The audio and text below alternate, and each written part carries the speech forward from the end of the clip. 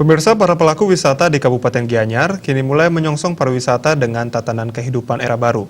Sesuai dengan arahan Gubernur Bali terkait penerapan protokol tatanan kehidupan era baru di Bali, Pemkab Gianyar telah menyiapkan rencana pembukaan pariwisata di Gianyar secara bertahap.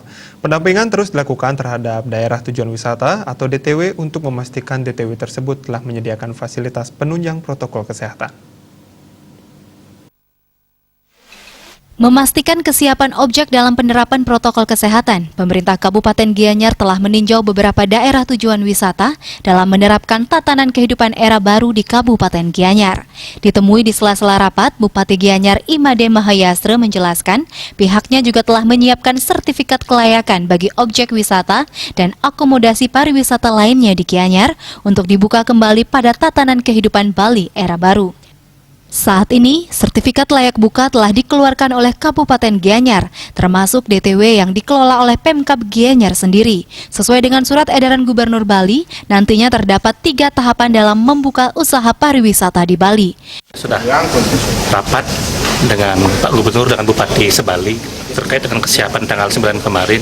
Bahkan di Gianyar kami sampaikan bahwa kita sudah langsung turun ke DTW-DTW yang ada, termasuk milik pemerintah yang kerjasama dengan desa adat maupun murni milik swasta, sehingga kita sampaikan tahapannya seperti ini, di bidang ini seperti ini, dan semua mengikuti. Dan kalau yang sudah lulus, kita kasih sertifikat ya.